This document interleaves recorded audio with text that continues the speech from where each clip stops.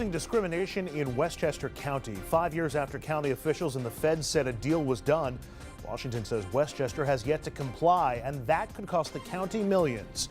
Tonight we hear from the feds, the county executive's office, and the county board chairman on the deal's sticking points and how to resolve the problem.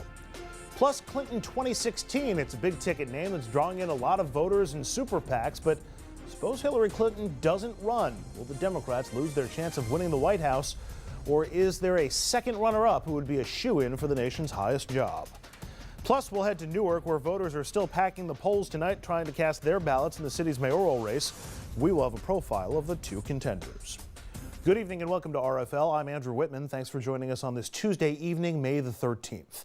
We begin with an in-depth look at a subject we've been covering on this program for 5 years now, and quite frankly, one we expected would have been resolved years ago. A housing discrimination lawsuit and legal settlement in New York's Westchester County. That settlement, in which the county agreed to build more affordable housing and remove the obstacles to fair housing, remains unfulfilled. And now it's being further complicated by financial penalties and politics. It is a messy subject and continues to be the point of contention in the county and now in the race for governor. We are tackling the topic in depth tonight and have interviews with three of the key players in this issue. From the Federal Department of Housing and Urban Development, or HUD, from the Office of the Westchester County Executive, and from the chairman of the Westchester County Board of Legislators, as each looks for a solution, but each offers their own view of what a reasonable solution might be. But we begin with the backstory.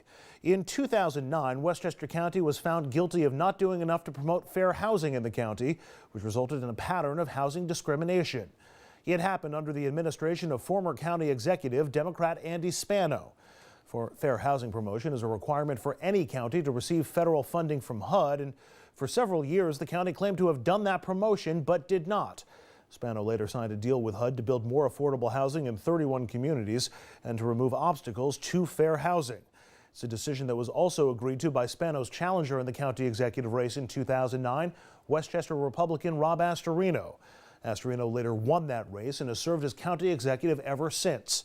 But in office, Astorino has raised a series of objections to the deal, calling it social engineering, an overreach from the Obama administration, and accusing HUD of changing the goalposts, seeking more and more action from the county beyond the original deal. Astorino is, of course, now running for governor, and the housing settlement has already become part of the race and the debate. There is also a financial component to the long-running dispute.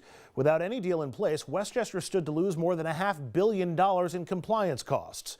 The deal knocked that figure down to just over $50 million, but now there are financial penalties because the county has yet to comply. Last year, HUD denied the county more than $7 million in community development grants and has threatened to dock the county another $5+ million for noncompliance this year. There could also be additional fines and contempt rulings as well. But this year's penalties are on hold, at least for the next month. That's because Michael Kaplowitz, the Democratic chairman of the county's Board of Legislators, has proposed circumventing County Executive Astorino in the process and having the board deal with HUD directly on compliance issues. Astorino has threatened to veto any legislation that would do that, but the board may be able to override those vetoes. The new deadline from HUD is June 9th. Tonight we're going to hear directly from three key players in the impasse. First, the view from Washington. Holly Leicht is the regional administrator for the Department of Housing and Urban Development, their point person in the Westchester housing settlement standoff. She spoke with Rich yesterday. We'll get into some of the developments in this case because seemingly we've been on a loop here for the last few years on this. But what I wanted to do was I had a conversation where this came up with some folks over the last week. And there's a lot of confusion out there. They hear some things from the county executive in Westchester, and then they hear other things that are coming from HUD. So I'm going to give a few of the statements. I'm going to give you an opportunity to try and say what's rhetoric and reality here as best you can. Not long after coming into office, the county executive, he knew about the deal that was signed by his predecessor, but he still felt that this was huge overreach. In fact, he said this is government gone wild, social engineering at its worst. Is HUD trying to re-engineer what Westchester County looks like? I think that is definitely an overstatement of what's going on. What is being asked of Westchester is what is asked of every place in the country that receives federal funds, and it's simply that in order to comply with the Fair Housing Act, municipalities and counties that receive funding have to further fair housing in an affirmative way. Now, I think one of the key things here is this isn't about intent. HUD is not saying that there is intentional discrimination going on. It's about disparate impact. And that is simply an analysis of the impact that certain zoning regulations and zoning laws will have on minority populations. And I think we have to really try to dial this back from the emotional fervor that it's gotten to and do that analysis to look at, are there impediments that are preventing more racial equality in housing in Westchester? Once you get, though, to the undefinable term about what is an impediment, and two people could look at a situation and come with two different conclusions, is that where you believe, and of course there's politics always involved in it, but is the term impediment what was caused so many problems? Because the interpretations, at least, of Rob Astorino of what impediments are different than HUD's.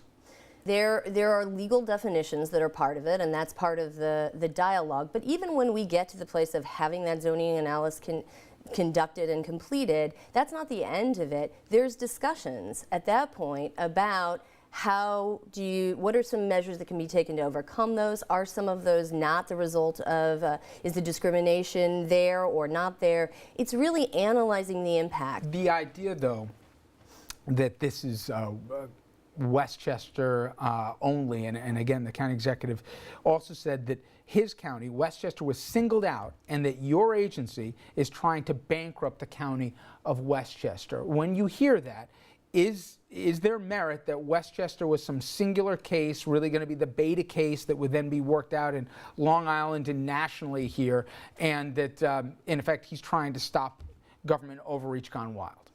Absolutely not. I am a relative newcomer to the situation. I've only been at HUD since January, but I can certainly affirmatively say that there is no intent to single out Westchester, and that HUD is very dedicated to trying to resolve this and to keep the money in Westchester. If not, we wouldn't have just given a 30-day extension for looking for other solutions that may get to the bottom of this by working with the Board of Legislators. The county executive also says, hey, Westchester is the fourth most diverse county in the state of New York here. I don't know what they're looking at. Are you guys using this more on a town-by-town or city-by-city basis more than the aggregate of the county? It does look at each of the 31 municipalities individually and then collectively. So yes, that is a part of it. In terms of monies lost, there's already been grants that haven't gone to Westchester as a consequence of this suit, and more potentially. Give an idea of the math that we're talking about, both that has been lost, is being held up, and potentially down the road could also not go the way, in addition to the lawsuit that we're talking in the hundreds of millions of dollars. Right, so the 2011 funds that were reallocated totaled $7.4 million. And then what we're looking at right now is a total of about $5.2 million. And the reason why this is done is that if those funds don't get used, it's not as though we can keep rolling them year to year. We will lose them. They'll go back to Treasury. So we have a very specific window in which we can reallocate them to other municipalities that are making a credible attempt to further affirmative housing. So. I know the Board of Legislature in Westchester has been working on this. It's been indicated pretty strongly that the county executive won't even consider this. He'll veto the thing outright if it gets through the legislature. How optimistic are you, since you've been dealing with the principals, that there is a deal to be had? Well, we think that there's enough potential there to push our timeline for reallocation to a smaller period, which obviously will put more pressure on us to get those funds reallocated if that's what it comes to. But we think that there is good faith on the part of the board. They have started the legal analysis and have started the process, given us a time frame for when they think that they can pass a law and try to get a supermajority in order to override a veto should that occur. So we are optimistic, cautiously optimistic. In terms of the argument that the county executive and a few others make that, hey, listen, you let HUD do this, they're going to get rid of zoning altogether. And that's always been in the purview of the communities to figure out the zoning. If they decide it, it'll be a game changer, and all of a sudden they'll say that it's got to be a 3-bedroom apartment here, that it can't be something which will be unaffordable for all the folks here to basically meet the guidelines that HUD's laying out. Is that what you guys want? Do you want to basically rezone the whole county? No, we're not going to get into the weeds of zoning at that level. What we want to ensure is that an analysis is done, and then those municipalities have the responsibility for figuring out how they may tweak their zoning in order to overcome those challenges. You know, I remember actually in this building was the final county executive debate, not for the most recent election, but when then County Executive Andy Spano was there with Rob Astorino, who then was his Republican challenger. There seemed to be, at least on the stage that night, an acknowledgement that the deal that then County Executive Spano had made with the feds, there was clear stipulations how it all worked out. I can't believe that I'm still talking about this more than 4+ years later. Are you guys changing the terms or redefining some of the language since the implementation of the deal you struck with Spano? No, the complaint originally was brought under the Fair Housing Act for disparate impact on minorities in housing, and that is still the issue that we are trying to get to the bottom of with this analysis. I think that there may have been some confusion because one report was issued that looked at state law and some of the impacts, the socioeconomic impacts. That's a piece of it, and there will be some overlap most likely with the analysis on racial disparate impact. But the original Fair Housing Act claim still revolves around doing that analysis, and it's been the same from the outset. Holly, thank you, and hopefully, not that I don't look forward to sitting with you again, but a year from now, we won't be having to have this similar conversation that seems to be on a permanent loop lately. Holly Leicht, thank you so much. Thank you, Rich. Up next on RFL, we hear from Ned McCormack, who is the Communications Director and Senior Advisor to Westchester County Executive Rob Astorino. He weighs in on the county executive's position on the housing situation when we return.